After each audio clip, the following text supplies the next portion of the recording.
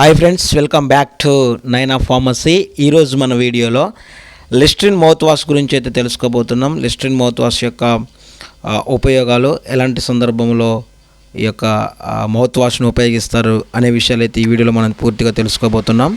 అయితే first time మీరు నా ఛానల్ చూస్తున్నట్లయితే ఈ వీడియో పూర్తిగా చూసిన తర్వాత మీకు యూస్ఫుల్ అనిపిస్తే లైక్ చేయండి, సబ్స్క్రైబ్ చేసుకోండి, పక్కనే ఉన్న బెల్ ఐకాన్ అయితే క్లిక్ చేయండి. వీడియోలోకి వెళ్ళిపోదాం. ఈ మౌత్ వాషెస్లో యాంటీసెప్టిక్ మౌత్ వాష్, అదేవిధంగా యాంటీ క్యావిటీ మౌత్ వాష్ అనేవి అయితే రెండు రకాలు అయితే ఉంటాయి. యాంటీసెప్టిక్ మౌత్ వాష్ని ఎక్కువగా ఫ్లాప్ సర్జరీస్ అప్పుడు, అదేవిధంగా గమ్ ఇష్యూస్ ఉన్నప్పుడు ఎక్కువగా యూజ్ చేయడం జరుగుతుంది. యాంటీ క్యావిటీ మౌత్ వాష్ని క్యావిటీస్ ప్రాబ్లమ్స్ ఉన్నప్పుడు ఈ యొక్క మౌత్ వాష్ని డాక్టర్స్ ఎక్కువగా రిఫర్ చేస్తూ ఉంటారు. ఎలాంటి సందర్భంలో మౌత్ వాష్ ఉపయోగించాలో చూద్దాం. రాత్రిపూట అన్నం తిన్న తర్వాత పడుకొని మార్నింగ్ లేచిన తర్వాత నోరు అనేది స్మెల్ వస్తూ ఉంటుంది. ఎందుకని కనుక మనం చూస్తే ఈ ఫుడ్ పార్టికల్స్ అనేవి పళ్ళ సందుల్లో ఇరుక్కొని పోయి అక్కడే ఉండటం వల్ల పాచిలాగా ఫామ్ అయ్యి నోరు అనేది స్మెల్ వస్తూ ఉంటుంది.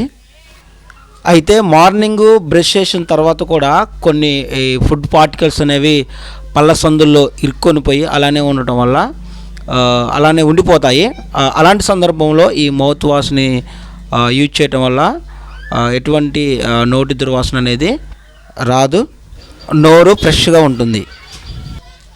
మనం బిర్యానీ లాంటివి తిన్నప్పుడు అందులో ఉన్నటువంటి ఆ యొక్క ఉల్లిపాయలు తీసుకున్నప్పుడు అదే స్మెల్గా ఉంటూ ఉంటుంది. అలాంటి సందర్భంలో కూడా మౌత్ వాష్ ఉపయోగపడుతుంది.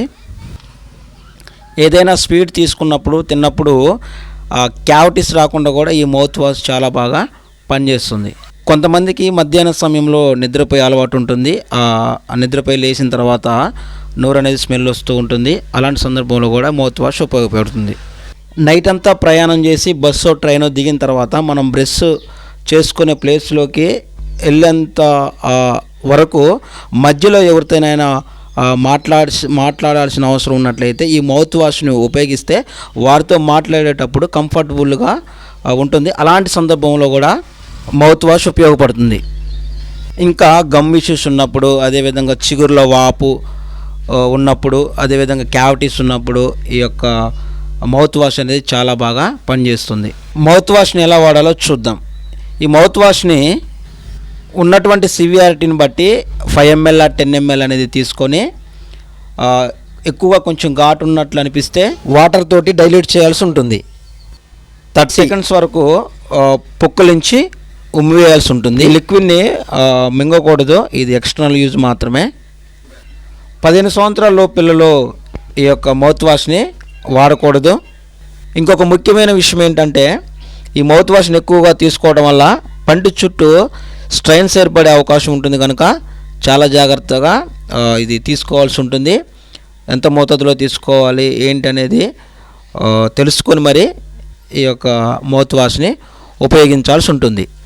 ఈ మౌత్ వాష్ 125 ml గాను 140 రూపాయలు ఎంఆర్పి అయితే ఉంటుంది. ఎంఆర్పి అనేది ఫ్యూచర్లో పెరగవచ్చు, తగ్గొచ్చు. ఇదండి లిస్ట్రిన్ మౌత్ వాష్ గురించి పూర్తి వివరణ. ఈ వీడియో కనుక మీకు యూజ్ఫుల్ అనిపిస్తే లైక్ చేయండి, సబ్స్క్రైబ్ చేసుకోండి.